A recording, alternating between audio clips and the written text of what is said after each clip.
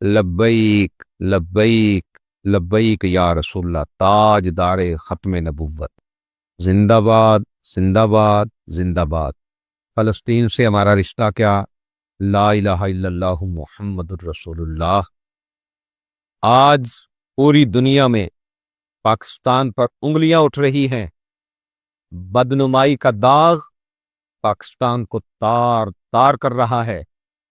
چاہے پہلے ماضی میں بھی ایسے بدنما داغ نمودار ہوتے ہی رہے ہیں، لیکن آج ہر خاص و عام یہ کہہ رہا ہے کہ ایک ایسی بیماری جو روز بروز بڑھتی جا رہی ہے اور وطن عزیز پاکستان کو اندر سے کھوکھلا کر رہی ہے، وہ بیماری ہے سیاسی انتقام کی روایت۔ یہ کوئی معمولی مسئلہ نہیں ہے، بلکہ یہ وہ ناسور ہے جو ہمارے قومی اتحاد، ریاست پر عوامی اعتبار، ہمارے اداروں اور ہمارے قومی اتحاد کو دیمک کی طرح چاٹتا جا رہا ہے۔ یہ بہت ہی بدقسمتی کی بات ہے کہ پاکستان کی سیاست میں نظریاتی اور سیاسی اختلاف رائے اور پرامن احتجاج اور حکومتی پالیسیوں پر جائز تنقید کو قابل سزا جرم سمجھا جاتا ہے۔ جب اقتدار بدلتا ہے، ایک جماعت جاتی ہے، تو جو جماعت برسر اقتدار آتی ہے وہ احتساب کے نام پر پہلی جماعت کو دیوار کے ساتھ لگانا شروع کر دیتی ہے۔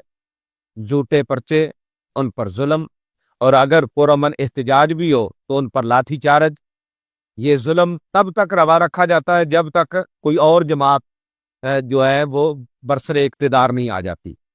کیا یہی وہ پاکستان ہے جس کا خواب علامہ اقبال نے دیکھا تھا؟ کیا یہی وہ پاکستان ہے جس کے قیام کے لیے قائد اعظم محمد علی جناح نے دن رات ایک کیا تھا؟ کیا یہی وہ پاکستان ہے جس کے لیے 70,000 ماؤں بہنوں بیٹیوں کی عزتیں لٹی؟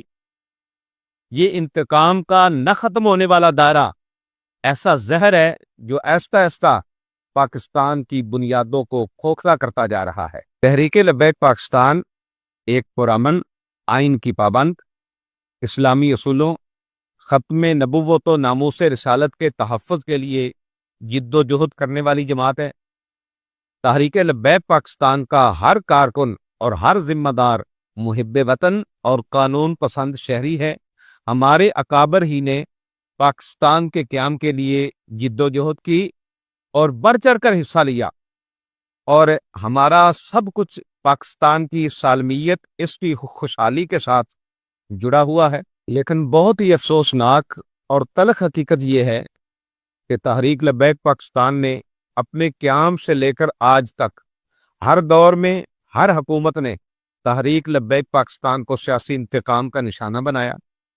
2017 سے لے کر آج تک تحریک لبیک پاکستان 6 سے زائد ملک گیر ریاستی کریک ڈاؤن برداشت کر چکی ہے، اور اب بھی کریک ڈاؤن برداشت کر رہی ہے۔ 2017 میں ریاستی بربریت کے نتیجے میں ہم نے 8 جنازے اٹھائے، 2018 میں 4 اور 2021 میں 38 جنازے اٹھائے، اور حالیہ دنوں میں مرید کے میں ریاست نے جس طرح تحریک لبیک پاکستان کے نہتے اور پرامن کارکنان کے ساتھ سوتیلی ماں جیسا سلوک کیا، جس طرح خون کی ہولی کھیلی، میرے خیال کے مطابق قاتل اعلیٰ پنجاب اور حکومتی جماعت کے علاوہ پوری قوم نے اسے بڑی اچھی طرح دیکھا۔ ہر ایک نے تو بڑی اچھی طرح اس کو دیکھا، لیکن اگر یہ نظر نہیں آیا تو ان کو نظر نہیں آیا جو کہتے تھے دکھاؤ مجھے لاشیں کہاں ہیں۔ اب تو دنیا نے بتا دیا ہوگا نا کہ لاشیں کہاں ہیں۔ لیکن اس سب کے باوجود تحریک لبیک پاکستان ابتدا سے ہی واضح اور دو ٹوک الفاظ میں اس بات کو واضح کر چکی ہے کہ ہم سیاسی انتقام کو یکسر مسترد کرتے ہیں، اور آج بھی ہم اپنے اس موقف پر قائم ہیں۔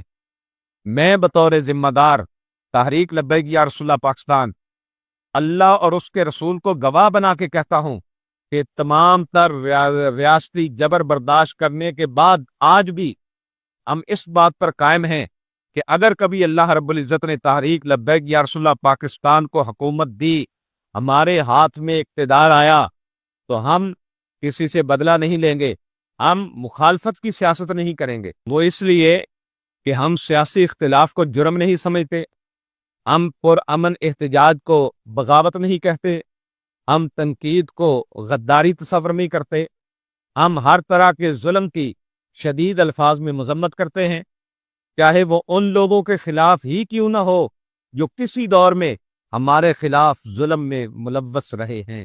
دنیا جانتی ہے کہ پی ٹی آئی کے دور حکومت میں تحریک لبیک یا رسول اللہ پاکستان کے ساتھ کیا رویہ اختیار کیا گیا، لیکن جب موجودہ دور حکومت میں پی ٹی آئی زیر عتاب آئی تو اس وقت ہر کوئی 9 مئی کی مذمت کر رہا تھا، لیکن میرے قائد محترم قائد ملت اسلامیہ حافظ سعد حسین رضوی وہ تھے جو اس وقت بھی کہہ رہے تھے کہ یہ جو قوم کی ماؤں بہنوں بیٹیوں کی بے توقیری ہوئی ہے یہ غلط ہوا ہے، وہ اس بے توقیری کے خلاف بول رہے تھے۔ سنیے قائد ملت اسلامیہ حافظ سعد حسین رضوی نے اس وقت کیا کہا تھا۔ اس تقدس جو چادر اور چار دیواری کے تقدس کو پامال کرنا ہے، اس کے ہم سخت خلاف ہیں۔ آپ نے شاید رات جلسے میں نہیں سنا، میں نے پہلے بھی کہا کہ رانا ثناء اللہ کے خلاف ذاتی اور سیاسی وکٹمائزیشن ہو، ہم اس کے بھی خلاف ہیں، اور شہریار افریدی اور ان کی اہلیہ کے خلاف ہوں، ہم اس کے بھی خلاف ہیں۔ اور اگرچہ عمر ڈار اور عثمان ڈار کی جو والدہ کے ساتھ کیا گیا ہے، یہ پنجابی کی ایک مثال ہے، معذرت کے ساتھ وہ کہتے ہیں تیری میری کی ہوندی ہے چلیا تی تے تی ہوندی ہے، ٹھیک ہے جی۔ ہم یہ اس بات کے قائل ہیں کہ مائیں بہنیں سانجھی ہوتی ہیں، باقی جڑیاں دیاں گلاں یا مردوں کی لڑائی جو ہے وہ میدان میں ہوتی ہے، گھروں تک نہیں جاتی۔ تحریک لبیک پاکستان کے خلاف عمران خان کی حکومت نے پابندی لگائی، لیکن ہم نے پی ٹی آئی پر بطور سیاسی جماعت آج بھی جو اس پر پابندی لگی، جس وقت پابندی لگی اس وقت بھی مخالفت کی تھی ہم نے، آج بھی ہم اس کی مخالفت کرتے ہیں۔ سنیے اس وقت میرے قائد حافظ سعد حسین رضوی نے کیا فرمایا تھا۔ ابھی تک باتیں یہ چل رہی ہے کہ پی ٹی آئی کے اوپر پابندی لگی جا رہی ہے، آپ نے پارٹی کا کیا بولے اس پہ؟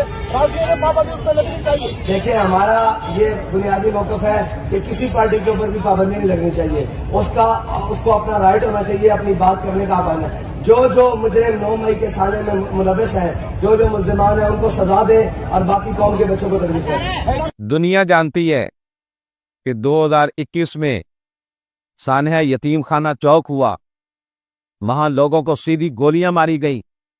جب 26 نومبر ہوا ڈی چوک کے اندر، وہاں سفاکیت کے ساتھ لوگوں کو گولیاں ماری گئی۔ اگر ہم چاہتے تو اس دن جشن منا سکتے تھے کہ جنہوں نے ہم پہ ظلم کیا آج وہ ظلم کا بدلہ اٹھا رہے ہیں، لیکن ہم نے ایسا نہیں کیا۔ میرے قائد ملت اسلامیہ حافظ سعد حسین رضوی نے اس وقت بھی دنیا کو بتایا کہ ہم اصول کی سیاست کرتے ہیں، انتقام کی سیاست نہیں کرتے۔ سنیے قائد ملت اسلامیہ حافظ سعد حسین رضوی نے 26 نومبر 2024 کے افسوسناک واقعات کے بارے میں کیا فرمایا، سنیے۔ ہمارا اصولی موقف ہے، اس پر ہماری گردن اترتی ہے تو اتر جائے۔ ہم اس ظلم کی مذمت کرتے ہیں، خالی مذمت ہی نہیں بلکہ اس حد تک کرتے ہیں کہ یار گولی چلانے والے سے کہتا ہوں اپنے بجٹ ہم تمہیں اس لیے نہیں دیتے کہ تم اپنے بچوں پر چلاؤ، یہ جو خون ہے نا یہ رائے گاہ نہیں جائے گا، یہ خون آخر پلٹ کر تمہاری گردنوں تک بھی آ جائے گا۔ ہم اس بات پر خوش نہیں ہیں کہ تمہارا خون اسلام آباد کی روڈوں پر بہا ہے، اس لیے کہ خون مسلم ارزاں ہے۔ یہ تو کفر کی سازش ہے نا کہ ہم اس بات پر خوش نہیں ہیں۔